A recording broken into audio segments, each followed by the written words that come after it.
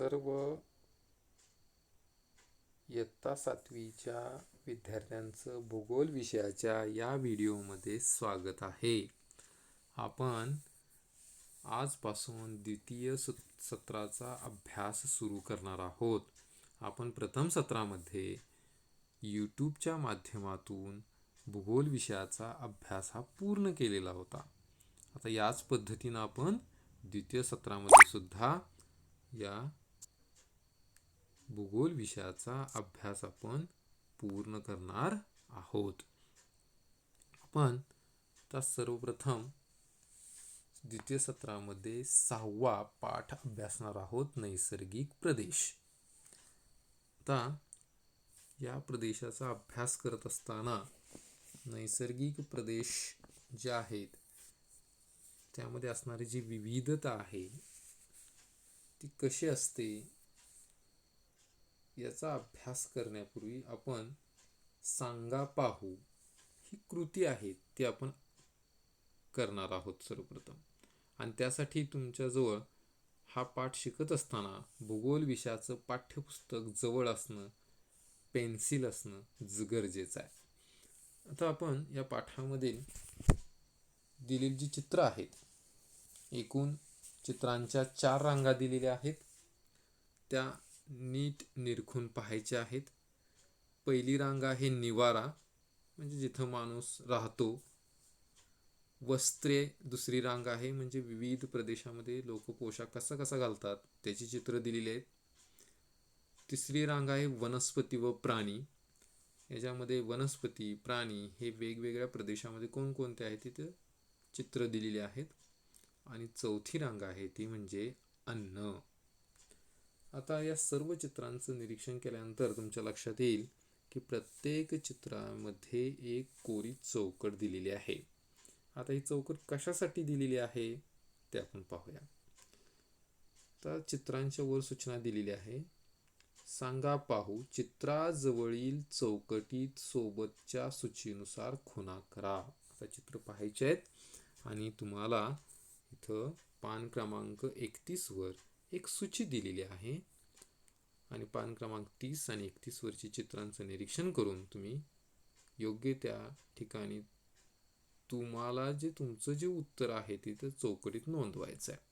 आता काय सूची आहे? 1. मी वापरतो अथवा अनुभवतो. जर तुम्ही त्यातलं ते गोष्ट पाहिली असेल, म्हणजे अनुभवली असेल, वापरत असाल तर तिथं बरोबर चिन्ह करायचं आहे. दुसरं आहे मी पाहिले आहे. ती गोष्ट तुम्ही जर पाहिली असेल चित्रात दिलेली तर तिथं स्टार मार्क म्हणजेच ताऱ्याचं चिन्ह करायचं आहे. आणि तिसरं आहे मला माहीत नाही. समजा ते चित्र तुम्ही जे चित्र पाहताय ते ती प्रत्यक्षात तुम्ही अभ्यासलीच नसेल, पाहिली नसेल, तुम्हाला माहीतच नसेल त्याच्याबद्दल, तर तिथं फुली करायची आहे. माहीत नाही असा त्याचा अर्थ होतो. आता आपण या पद्धतीनं तुम्ही जेव्हा ह्या सर्व चित्रांच्या बाबतीत तुम्ही अशा खुणा करून घेतल्यानंतर तुमचं जे उत्तर आहे त्या खुणाच्या स्वरूपात तुम्ही तिथं नोंदवायचं आहे. आणि ते झाल्यानंतर आपण तुमच्या उत्तरांच्या आधारावर आपण चर्चा करणार आहोत. त्यातलं पहिलं प्रश्न आहे की ज्याच्यावर चर्चा करणार आहोत ते म्हणजे चित्रात दाखवलेली सर्व घरे आपल्या परिसरात का आढळत नाहीत. बघा, विविध नैसर्गिक जे प्रदेश असतात त्या प्रदेशामध्ये निवारा, वस्त्र, वनस्पती व प्राणी आणि अन्न हे वेगवेगळं असतंय. सर्वच ठिकाणी एकसारखेपणा दिसून येत नाही. मग हे असं का होतं याच्यावर तुम्ही थोडासा विचार करायचा आहे. आता दुसरा प्रश्न आहे, अशा प्रकारची घरे असलेले प्रदेश कोणते? आता बघा, ज्या ठिकाणी निवाराच्या चित्रांच्या रांगेमध्ये तुम्ही चित्र पाहिली तर त्याच्यामध्ये तुम्हाला इथं 3ऱ्या क्रमांकाचं एक चित्र दिसेल घराचं. मग आपल्याला प्रश्न काय विचारलेला आहे की अशा प्रकारची जी घरं आहेत असलेले प्रदेश कोणते? म्हणजे त्या चित्रामध्ये जर तुम्ही घर बघितलं तर ते घर साधारण कोणत्या प्रदेशामध्ये आढळून येतं याचा तुम्ही थोडासा विचार करायचा आणि सांगण्याचा प्रयत्न करायचा आहे. फॉर एक्झाम्पल, उदाहरण खातील तिसऱ्या क्रमांकाचं जे चित्र आहे ते तुम्हाला दिसतंय बघा, सगळं बर्फाच्छादित प्रदेश आहे आणि बर्फापासूनच अर्धवर्तुळाकार जमिनीवर बनवलेले घर दिसते. मग हे कुठं बनवलेलं असेल? साहजिकच आहे, आपल्या भारतात तर तिथं कुठं नसणार आहे, कारण भारतामध्ये बराचसा भाग हा बर्फाच्छादित वगैरे असा काहीच नाही आहे. मग हा जो भाग आहे हा टुंड्रा प्रदेशाचा भाग आहे, की ज्या ठिकाणी सर्व जमीन ही बर्फाच्छादित असते, बर्फाचं आवरण सर्वत्र असते, बर्फाची जाड थर असतात. आता हे जे घर आहे या घराला इग्लू असं म्हटलं जातं आणि हे बर्फांच्या तुकड्यांपासून या पद्धतीची घराची रचना तयार केली जाते आणि घर तयार केलं जातं. आता हे घर काय केलं जातं, तर हे घर तयार करून त्याच्या प्रवेश हा अतिशय छोटा केला जातो, की जिथून रांगून आत प्रवेश केला जाऊ शकतो आणि आतल्या बाजूला एक दिवा ठेवला जातो. तेथील असणारे जे काही रेनडिअर सारखे प्राणी आहेत त्यांच्या चरबीपासून तो दिवा पेटवला जातो आणि आतील घरातील वातावरण उबदार राहील हे पाहिलं जातं आणि थंडीपासून संरक्षण होईल या दृष्टीने याची रचना असते. आता मग अशा पद्धतीचे बाकीच्या घरांचे चित्र पाहिल्यानंतर तुम्हाला ते नेमकी कोणत्या प्रदेशामध्ये आढळून येत असतील याचा तुम्ही अंदाज करायचा आणि त्याच्याबद्दल चर्चा करायची आहे. आता आपण वर्गात नसल्यामुळं तुम्ही स्वतःच विचार करायचा आहे की नेमकी घरं कुठं आढळून येत असतील आणि त्याचं उत्तर देण्याचा प्रयत्न करायचा.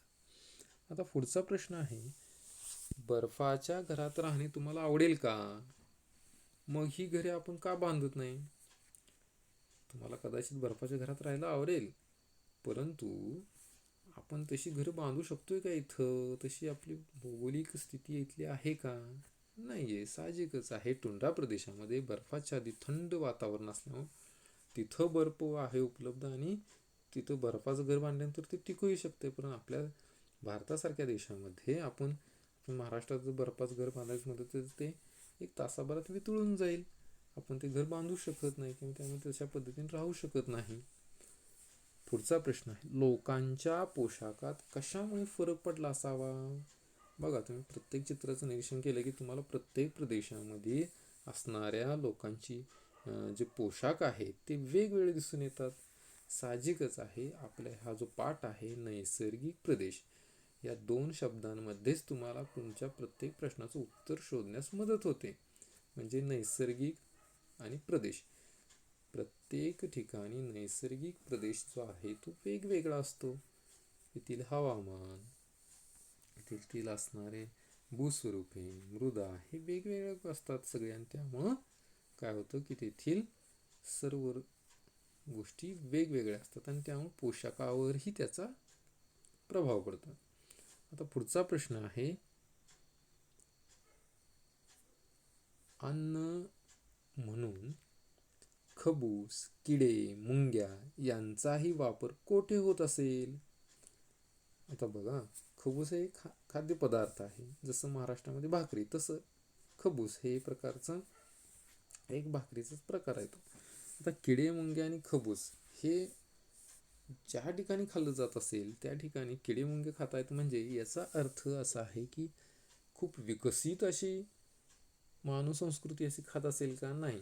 जी मागास आहे, ज्या ठिकाणी आदिवासी जमाती आहेत की ज्या जंगलामध्ये राहतात, अशा ठिकाणी हा पदार्थ नक्कीच खाल्ला जात असेल. शहरामध्ये चांगल्या ठिकाणी तर नक्कीच नाही खाल्ला जाणार. म्हणजे तो मग कुठे खाल्लं जात असेल हे चित्रांच्या माध्यमातून तुम्ही त्या त्या प्रदेशांची गेस करण्याचा, अंदाज करण्याचा प्रयत्न करायचा आहे की ते कोणत्या प्रदेशामध्ये खाल्ले जात असावेत, अंदाज करायचा आहे. आता पुढचा प्रश्न आहे, आपल्याकडील प्राणी संग्रहालयामध्ये ध्रुवीय अस्वल, पेंग्विन हे प्राणी ठेवता येतील का? साहजिकच आहे, आता नैसर्गिक प्रदेशांचा आपण अभ्यास करतो म्हणजे तुमच्या लक्षात आलेलं आहे की कोणता प्राणी कोणत्या प्रदेशामध्ये राहतो. आता ध्रुवीय अस्वल म्हणजे ध्रुवीय म्हणजे दक्षिण ध्रुव आणि उत्तर ध्रुव या 2 ध्रुवाचे प्रदेश आहेत ते बर्फाच्या आधीत आहेत, थंड हवामानाचे प्रदेश आहेत आणि त्या ठिकाणी हे पेंग्विन, ध्रुवीय अस्वल राहतात व त्यांना आपल्या भारतामधील उष्ण प्रदेशामध्ये जर आपण आणलं तर ते राहू शकणार नाहीत साहजिकच. कारण येथील हवामान येथील वातावरण हे त्या ध्रुवीय प्रदेशातील वातावरणाप्रमाणे नाही आहेत आणि त्यामुळे आपण त्यांना इथं ठेवू शकत नाही. चित्रांत दाखवलेल्या सर्व वनस्पती आपल्या परिसरात आढळतात का? आता बघा, वनस्पतींची चित्र तुम्ही जर पाहिलीत तर त्याच्यामधील थोड्या वनस्पती आपल्या इकडे आढळत असतील असं तुम्हाला दिसून येईल आणि बाकी थोड्या आपल्या इकडे आढळत नाहीत हे दिसून येईल. याचं कारणच असं आहे की नैसर्गिक प्रदेश. कारण आपल्या येथील ज्या प्रकारचं हवामान आहे, ज्या प्रकारचं मृदा आहे, भूप्रदेश रूपे आहे, त्यानुसार वनस्पती आपल्या इथं आढळून येतात. आता आपल्या सभोवतालचा जर आपण परिसर पाहिला तर आपल्याला तेथील वेगवेगळ्या गोष्टी आपल्याला आढळून येतात. मग ह्या वेगवेगळ्या गोष्टींचा परिणाम हा आपला अन्न, वस्त्र, निवारा आणि वनस्पती प्राणी यांच्यावर झालेला दिसून येतो. आता प्रत्येक प्रदेशानुसार तेथील विविध प्राणी दिसून येतात, वनस्पती आढळून येतात, तेथील असणारं मानवी संस्कृती दिसून येतात, तेथील घरांची रचना वेगवेगळी असते आणि तेथील अन्न सुद्धा हे वेगवेगळं असते. आणि जर वन्यजीवांचा आपण विचार केला तर आपल्याला वन्यजीव सुद्धा वेगवेगळे आढळून येतात. जसं महाराष्ट्रामध्ये उंट आढळून येत नाही, तो राजस्थानमध्ये वाळवंटी प्रदेशात आढळून येतो. तसं आपल्याला प्रदेशानुसार विविध प्राणी त्या प्रकारच्या विविध प्रदेशांमध्ये आढळून येतात. आता आपल्याकडे ते प्राणी का उपलब्ध नाहीत किंवा ते आपल्याकडील वन्य प्राण्यांप्रमाणे का नाहीत किंवा त्यांच्यात हा फरक का निर्माण झाला, या विषयाच्या कारणांचा आपण शोध घेऊया. आता आपण भौगोलिक स्पष्टीकरण थोडंसं अभ्यासणार आहोत. आता आपण या 4 चित्रांच्या रंगांचा अभ्यास केल्यानंतर आपण काही प्रश्नांची चर्चा केली. आता आपण थोडंसं भौगोलिक स्पष्टीकरण पाहूया की नेमकं असं का होतं की विविध ठिकाणी वेगवेगळ्या प्रकारचे भूप्रदेश, वनस्पती, प्राणी हे का आढळून येतात. आता पृथ्वीवर वेगवेगळ्या भागामध्ये भूस्वरूपे, हवामान, मृदा यांच्यात भिन्नता आढळते आणि त्यामुळं या भिन्नतेमध्ये प्रामुख्यानं त्या भागात उपलब्ध असणारे सूर्यप्रकाश आणि प्राणी यांच्यावर अवलंबून हे असते. सूर्यप्रकाश आणि पाणी यांच्यावर हे सर्व अवलंबून असते. आता ज्या ठिकाणी सूर्यप्रकाश भरपूर आहे किंवा त्या ठिकाणी पाण्याची उपलब्धता भरपूर आहे, अशा ठिकाणी वनस्पतींची वाढ होते. त्यानं वनस्पती असेल तर तिथं प्राणी आढळून येतात. प्राणी आढळून येत असेल तर अशाच ठिकाणी मानवी वस्त्या आढळून येतात. मानवी वस्त्या असतील तर त्या ठिकाणी त्या मानवांचा विकास झालेला दिसून येतो. म्हणजे अशा गोष्टी भौगोलिक घटकांवर एक दुसऱ्यावर अवलंबून असतात. म्हणजे सूर्यप्रकाश, पाणी यांच्या उपलब्धतेनुसार तेथील प्रदेशात विकास झालेला दिसून येतो किंवा तेथील अधोगती झालेली दिसून येते आपल्याला. आता महत्त्वाच्या 3 घटक अतिशय महत्त्वाचे आहेत की जे वनस्पती, प्राणी आणि मानवी जीवनावर प्रभाव टाकतात. त्यातली पहिली आहे भूस्वरूपे, दुसरा आहे हवामान आणि तिसरे आहे मृदा. हे जे 3 घटक आहेत, हे 3 घटक मानवी जीवन, प्राणी आणि वनस्पती यांच्यावर प्रभाव टाकतात आणि त्यामुळं जैवविविधतेत बदल होतो. आता पृथ्वीवर वेगवेगळ्या खंडात विशिष्ट अक्षवृत्तांच्या दरम्यान हवामान, वनस्पती आणि प्राणीजीवन यांच्यामध्ये साधर्म्य आढळते. थोडीफार समानता आढळते. आता अभ्यासाच्या दृष्टीनं हवामान, वनस्पती आणि प्राणी यामध्ये आढळणाऱ्या साधर्म्यामुळे काही प्रदेशांचा वेगळेपणा हा प्रकर्षाने लक्षात येतो. आता नैसर्गिक प्रदेश ज्याचा आपण या पाठामध्ये अभ्यास करतोय, नैसर्गिक प्रदेश म्हणजे काय याची आपण पहिल्यांदा व्याख्या बघूया. तर नैसर्गिक प्रदेश म्हणजे नैसर्गिक घटकांवर अवलंबून असल्याने त्या प्रदेशांना नैसर्गिक प्रदेश म्हटलं जातं. काय तर हे सर्व प्रदेश हवामान, वनस्पती, प्राणी यामध्ये आढळणारे जे साधर्म्य आहेत, त्यामुळे काही प्रदेशांचा वेगळेपणा हा प्रकर्षाने लक्षात येतो. आता हे सगळे जे प्रदेश आहेत, हे प्रदेश नैसर्गिक घटकांवर अवलंबून असल्यामुळे त्यांना नैसर्गिक प्रदेश म्हणायचं. का तर सगळं ते नैसर्गिक घटकांवर सगळं अवलंबून आहे म्हणून. आता अशा प्रदेशातील नैसर्गिक पर्यावरणाचा मानवासह सर्व सजीव सृष्टीवर परिणाम झालेला आढळतो. आता पृथ्वीवरील भूप्रदेश या नैसर्गिक प्रदेशात विभागला जातो. बघा, लक्षात घ्या, महत्वाची गोष्ट आहे. पृथ्वीवरील जो भूप्रदेश आहे या नैसर्गिक प्रदेशात विभागला जातो. आता म्हणजे जे काही पृथ्वीवरील जे भूप्रदेश आहेत त्या भूप्रदेशांचा समावेश ह्या नैसर्गिक प्रदेशामध्ये केला जातो.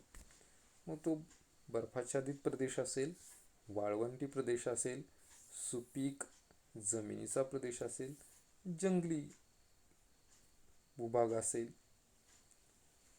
तर ह्या सर्वांचा समावेश नैसर्गिक प्रदेशामध्ये होतो. तर आज आपण या पाठामध्ये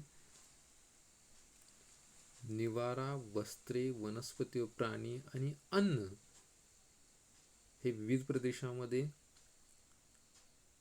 वेगवेगळ्या भूभागामध्ये वेगवेगळे आढळून येतात हे आपण अभ्यासलं. आणि नैसर्गिक प्रदेश म्हणजेच तेथील पृथ्वीवरील असणारा नैसर्गिक जो भूप्रदेश आहे त्याचा समावेश नैसर्गिक प्रदेशामध्ये होतो हे आपण पाहिलं. आणि भूस्वरूपे, हवामान आणि मृदा या 3 घटकांचा परिणाम हा वनस्पती, प्राणी आणि मानवी जीवनावर होतो हे आज आपण इथं या व्हिडिओमध्ये अभ्यासलेलं आहे. आता पुढील व्हिडिओमध्ये आपण या नैसर्गिक प्रदेश पाठातील नैसर्गिक प्रदेश, त्यांचे स्थान, प्रदेश, हवामान, नैसर्गिक वनस्पती, प्राणी जीवन आणि मानवी जीवनाचा अभ्यास करणार आहोत.